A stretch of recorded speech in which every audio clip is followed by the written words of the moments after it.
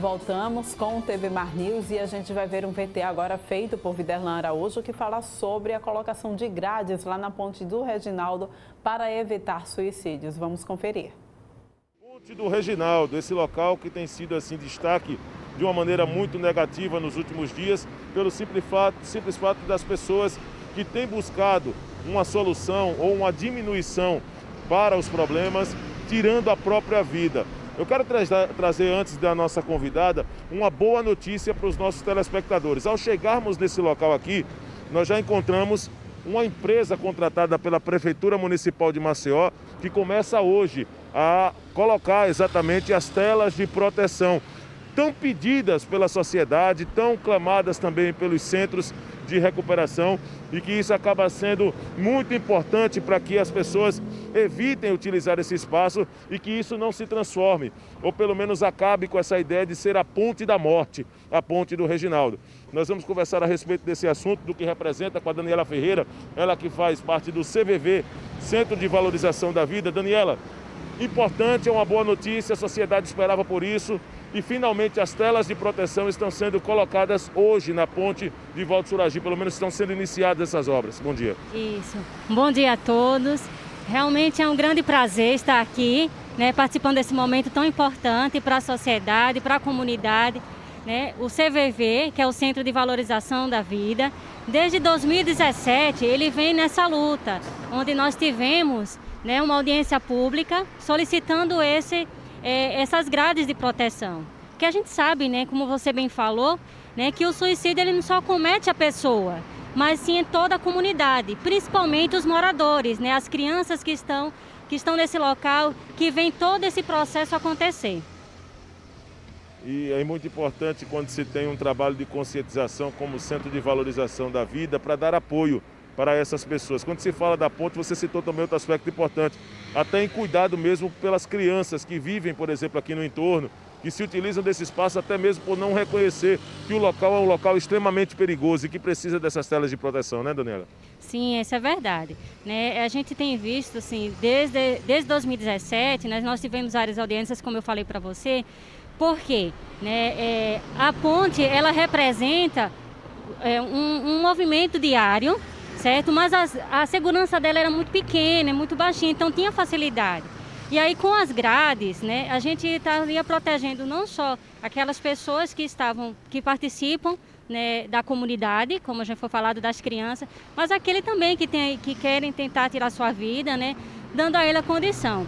Para isso, né, nós também fomos solicitados para a gente, né, alguns avisos, algumas placas para ser colocada nessa grade, como uma forma de acolhimento, né? Com frases tipo assim, você é importante para mim, né?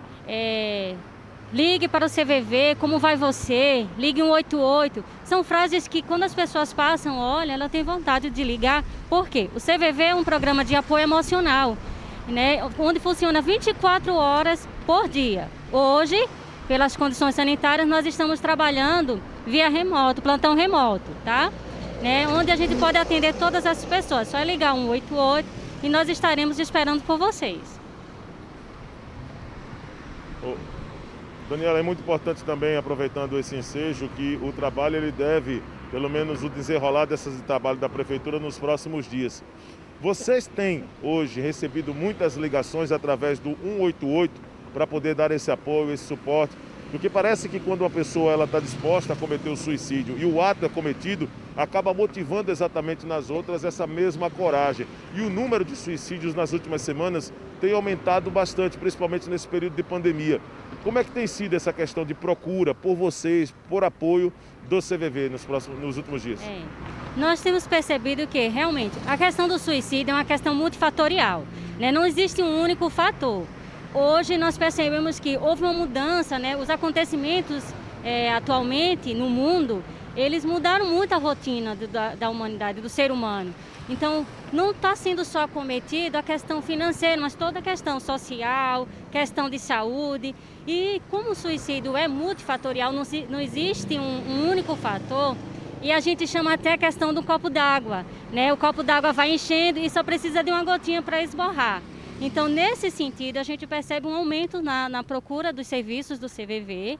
E aí, por isso, a gente está com os plantões remotos, para que os próprios voluntários eles também estejam em segurança, mas que eles possam atender muito mais aquela população que está precisando, né? Onde não são mais os plantões de 4h30 ao dia, mas até mais outros horários, já que a gente está no atendimento remoto. Tudo com sigilo, tudo com segurança, não só para os voluntários, mas também para as pessoas que procuram o CVV. Legal. Para quem quer ser voluntário e ajudar vocês daqui para frente para fortalecer essa equipe, o que é preciso fazer? Para se tornar voluntário, hoje a gente não está mais com os cursos presenciais, né?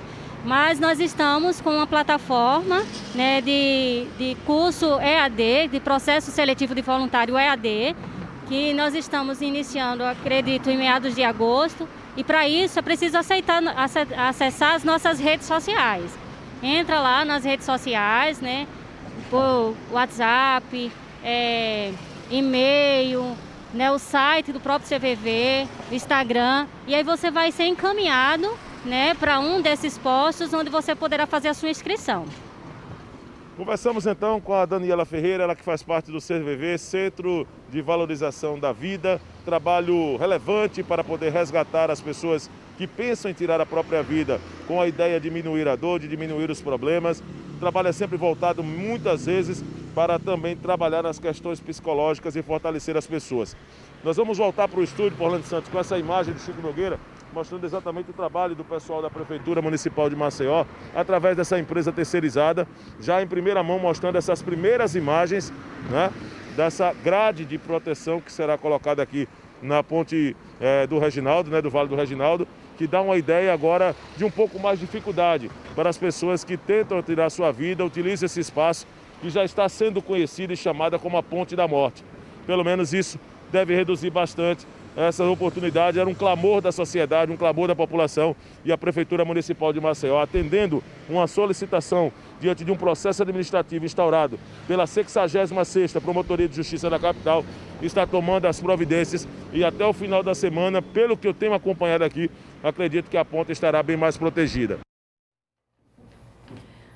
Pois é, gente, muito interessante, né, e pertinente essa atitude da Prefeitura de Maceió. E a gente agora vai voltando aqui com o nosso quadro Penal News, dessa vez agora presencial, recebendo Bruno Calado aqui no nosso estúdio. Bruno, bom dia para você. Tudo bom? Saudade já, né, desse ambiente? Com certeza. Bom dia, Porlane. Bom dia a todos da TV Mar, todos os telespectadores. Que saudade eu estava aqui da TV, desse estúdio. É diferente. A gente sabe que pode ser tão bom quanto, mas nunca é igual. A gente está apresentando aqui de forma presencial, de uma maneira viva, vendo as câmeras, sentindo o telespectador de uma melhor maneira. A gente acaba sendo o telespectador e não o entrevistado e não o apresentador quando se apresenta de longe. Mas, graças a Deus, tudo está se normalizando e que de agora em diante seja tudo muito mais normalizado ainda. E você trouxe hoje um assunto bastante polêmico aqui para o TV Mar News, falando sobre o aborto e a sua visão criminológica, né? E eu queria que você pudesse já, então, fazer a sua introdução a respeito desse tema. Isso. Eu venho trazendo alguns crimes que mais chocam a sociedade. Falei do homicídio, esses dias também falei do suicídio, hoje eu trago o aborto. O aborto é mais um crime doloso contra a vida. O aborto é mais um crime passível de ser julgado pelo tribunal do júri, pelo júri popular.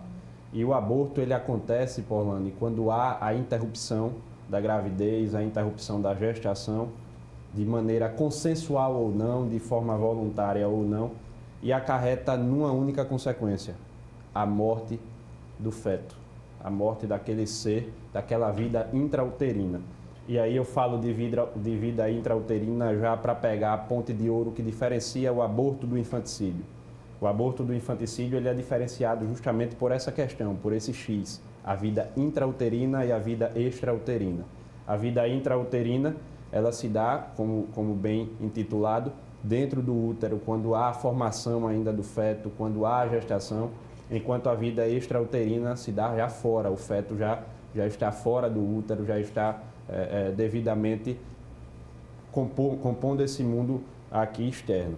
Então, a diferença entre o aborto e o infanticídio, às vezes o infanticídio é silenciado, é confundido com o aborto, muitas vezes por não fazer essa diferenciação, essa distinção entre vida intrauterina e extrauterina. Então, o aborto se dá quando há essa interrupção, consensual ou não, vamos falar sobre tipos de aborto aqui, quando há essa interrupção da vida intrauterina, acarretando na morte do feto. E quais são as principais formas de aborto, Bruno? Existem vários tipos de aborto, várias maneiras de causar o aborto. Existem maneiras puníveis, existem maneiras não puníveis, existem maneiras trazidas em lei, outras maneiras não trazidas em lei. E por isso eu separei em 3 grupos, para ficar melhor a absorção, melhor o entendimento dos telespectadores e do pessoal que nos assiste.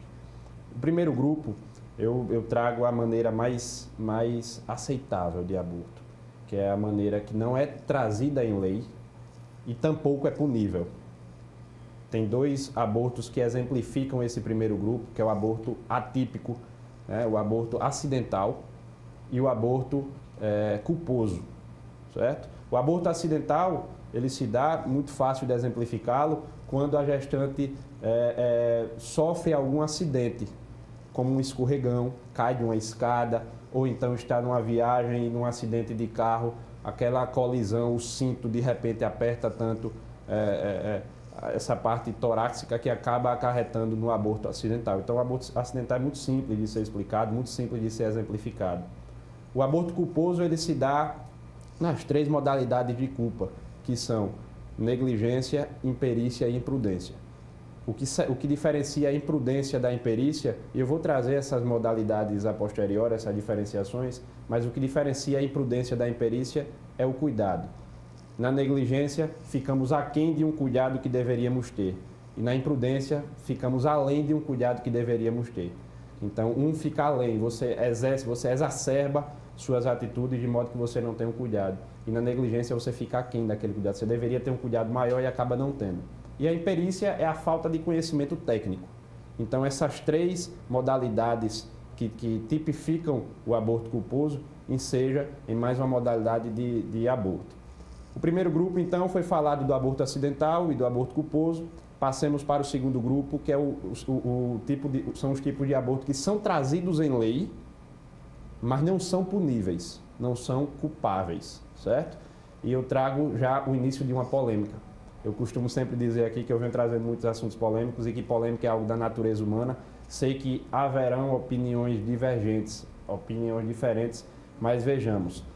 Esse segundo grupo de abortos que são trazidos em lei, mas não são puníveis, eu trago o primeiro, que é o aborto sentimental, é o aborto humanitário. Esse aborto sentimental, esse aborto humanitário, é quando há um caso de estupro. Quando a mãe que está gestando aquele ser foi alvo de um estupro. O pai daquele ser é um estuprador. Então, há situações previstas em lei de que o aborto nessa situação é consentido. O aborto nessa situação é consentido. Caso haja o trânsito em julgado condenatório daquele estuprador. É uma situação, veja, muito complicada, porque uma gestação ela dura 9 meses, normalmente, né? Ou até antes, caso venha a nascer de forma precoce, mas dura 9 meses. E será que um processo de um caso de estupro vai durar tão somente 9 meses? Será que aquele rapaz vai ser condenado dentro de 9 meses por um estupro? Será que o estupro ali vai estar comprovado? Então, deve haver um estudo concreto, deve haver um debruçamento do legislador, um debruçamento de uma equipe médica de forma completa sobre aquela situação, certo? Outra situação é o aborto terapêutico. O aborto terapêutico, há pouco falávamos aqui, antes de entrarmos, é o aborto que se dá para salvar a vida da mãe. E nessa situação também é complicado, também é polêmico, porque uma coisa, Porlane, é a gente tratar de um feto com 2 meses de gestação.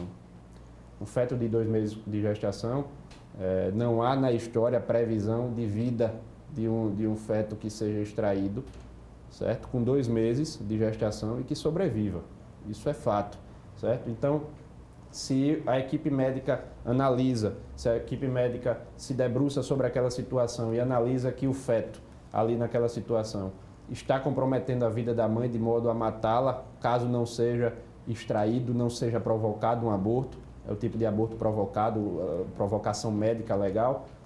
Então, há essa opção, há essa previsão em lei de que o aborto deverá ser efetuado. É o aborto terapêutico.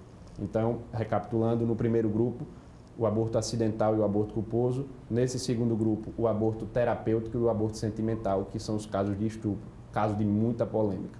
E agora vamos para o terceiro grupo, que é o maior grupo de todos, que é o grupo que é tipificado, que é trazido em lei, mas que é punível. Então, a lei traz a tipificação, a lei traz o texto e a lei traz a punição. E nesse grupo de forma de aborto, nós trazemos primeiro o aborto doloso, que é aquele, a gente sabe que o dolo é quando há vontade, quando há voluntariedade, quando há intenção. Então, a primeira maneira é esse aborto, é o aborto doloso, quando há aquela intenção de matar. Só que esse aborto doloso, ele se subdivide em tantas outras modalidades, certo? O aborto eugênico, por exemplo. O que é o aborto eugênico? O aborto eugênico é quando a mãe, nesses exames pré-natais, nesses exames que antecedem o parto, o feto é diagnosticado com alguma doença, com alguma síndrome, com alguma patologia, com alguma sequela de alguma situação, e a mãe acaba perdendo o interesse, acaba perdendo a vontade de ser mãe, acaba perdendo o interesse em dar à luz aquele feto, de modo que provoca o aborto. Isso é crime. O aborto eugênico é crime.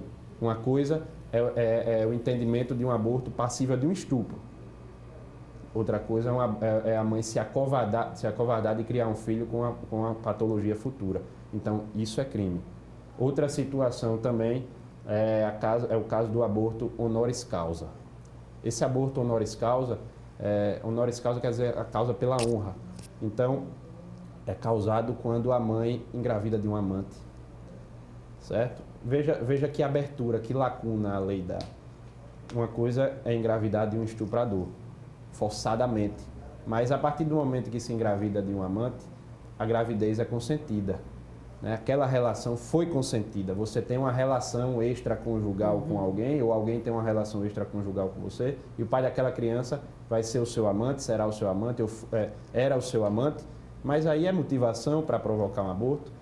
Está entendendo? Então é uma situação muito polêmica que vem trazendo esse assunto. Então são essas situações dolosas que são puníveis severamente. São esses três grandes grupos. Falei de aborto acidental, falei de aborto terapêutico, aborto sentimental, aborto culposo, falei de aborto eugênico, que é justamente esse causado por doenças, falei de aborto doloso, falei de aborto honoris causa. Então são algumas formas, são algumas modalidades abortivas. E quais são as penas, né, que a pessoa que comete o aborto pode então sofrer? Olha, Paulane, cada caso é um caso, certo? Cada caso deve ser analisado de forma individualizada, de forma apartada. Então, cada situação é uma situação e há situações em que o que eu chamo de dissentimento. Dissentimento é justamente o não consentimento. Há o dissentimento real, quando o terceiro, aí é que entra o terceiro na história. Há o aborto também, mais comumente, inclusive, causado pelo terceiro. Às vezes é o próprio amante quem causa o aborto na mulher que engravidou. Às vezes a mulher vai para um show, o homem vai para um show, bebem, depois daquela festa praticam uma relação sexual e a mulher acaba engravidando. Então o rapaz depois forçadamente impõe o aborto àquela pessoa. Então há o dissentimento real. O dissentimento real é quando há a imposição do aborto pelo terceiro, a mulher, mediante fraude, mediante violência, mediante grave ameaça. Então vamos supor que uma mulher esteja grávida e chega um rapaz na casa dela dizendo: olha, você está grávida, eu não quero assumir esse seu filho, certo? Isso para mim é uma gravidez indesejada, eu não sei para você. E com a pistola na cabeça da mulher disse: olha, toma aqui esse Citotec. Nós sabemos que o Citotec é uma modalidade medicamentosa que provoca o aborto, né? E induz a mulher, força a mulher mediante violência ou grave ameaça a introduzir aquele medicamento e provocar o aborto. Então esse é o dissentimento real. Há também o dissentimento presumido. O dissentimento presumido é quando a pessoa que está gestante, ela não tem a capacidade, certo? A capacidade, o discernimento de optar pelo aborto. É a menor de 14 anos, é o débil mental, a débil mental. Então não tem condições de optar pelo aborto e acaba havendo um dissentimento presumido por essa gestante. E tem a ausência de consentimento. Quando a mulher, mesmo mediante a gravidez perante o amante, mesmo a gravidez perante o estuprador, tem mulheres que assumem, tem mulheres que tomam para si aquele filho. Eu acho muito bonito pela parte da mulher, que independentemente de ser criado por essa... Claro que um dia ela não vai, pode ser que sim, mas muito provavelmente nunca irá revelar a sua prole ao seu filho, à sua cria, como se procedeu aquela gravidez, porque vai criar um trauma severo, um trauma talvez incurável ao filho, mas ela acaba assumindo, ela acaba sendo uma mãe solteira, supera aquele trauma, passa por cima daquela barreira, daquele obstáculo, a ponto de criar o filho, né? Então há ausência de consentimento também, assim como há no caso do amante, como há no caso de uma gravidez indesejada por motivos outros, que a mulher diz, não, foi indesejada para você, mas eu quero criar. Certo? Então, não há relutância por parte de quem se interessa no aborto. Pois é. Bruno, a gente tem então aqui um momento para a gente falar um pouco. Você trouxe a poesia que sempre já é de praxe aqui no nosso programa, na sua participação. É o nosso momento então. Isso. Vamos lá? Eu trouxe uma poesia que ela gerou uma antinomia com o tema trazido. E é uma espécie, inclusive, de desculpas, de escusas que eu venho trazendo aqui nesses programas por falar de assuntos tão ruins, de assuntos tão torturosos que se dá com a morte. Nós, vejamos, Paulane, eu falei outrora de homicídio, falei outrora de suicídio, agora falei de aborto. Quantas modalidades, quantos meios tem de retirar uma vida? Ou por vontade própria, quando a pessoa se suicida, ou por falta de vontade de uma pessoa que é assassinada, que é alvo de um homicídio, ou por uma situação em que a pessoa que é ceifada, que a pessoa que tem retirado a sua vida, ela não tem a opção, o feto ele não tem a opção de dizer, deixa eu viver, ou não deixe que eu viva, né? Realmente eu não vou superar esse trauma, realmente, mãe, eu prefiro que a sua vida prevaleça. Então, há diversas modalidades. E eu trouxe uma poesia hoje chamada Vida, e ela diz o seguinte: tudo aquilo que acontece entre o nascer e o morrer é um intervalo de constante aprender. Com isso, vêm as escolhas que passamos a optar e fazer, dia após dia, do nascer do sol ao escurecer. Render-se ao fracasso não é o lema, o segredo é buscar a solução. Afinal, como uma chave para cada algema, existe uma para os problemas que vêm e vão. Tudo passa tão rápido, é tão curta a vida, e quando caminhamos do começo ao fim dessa avenida, percebemos quantos desperdícios valorosos chegamos a praticar de forma indevida. Por quantas vezes não já sonhei com a eternidade, por vários momentos desejei estagnar numa idade. Tudo isso pois sei que num piscar de olhos a vida passa com tanta brevidade. Tantas pessoas queríamos para sempre, tantos momentos que não saem da mente. Dê valor à vida e a tudo que faz parte dela. É muito boa a fama de complacente. Viver como se fosse morrer amanhã jamais deve ser visto como antecipação da morte. Isso é busca incessante, é cobiça boa, para da vida desfrutar bem sem gastar tempo à toa. A vida é assim, por demais concisa. O tempo que passamos por aqui sopra como uma brisa. Sinta o significado que por ela é transmitido. Faça sempre um bom proveito e lhe dê um sentido. Com certeza. Muito obrigada pela tua participação, por essa mensagem maravilhosa da vida, né? Essa reflexão que você deixa aqui pra gente. Obrigada, Bruno, mais uma vez. A gente volta a se encontrar na semana que vem, tá bom? Com certeza. Eu que agradeço e semana que vem estaremos de volta com fé em Deus. Obrigado. Com essa mensagem, a gente vai para um rápido intervalo, mas eu volto daqui a pouquinho trazendo mais informações para vocês.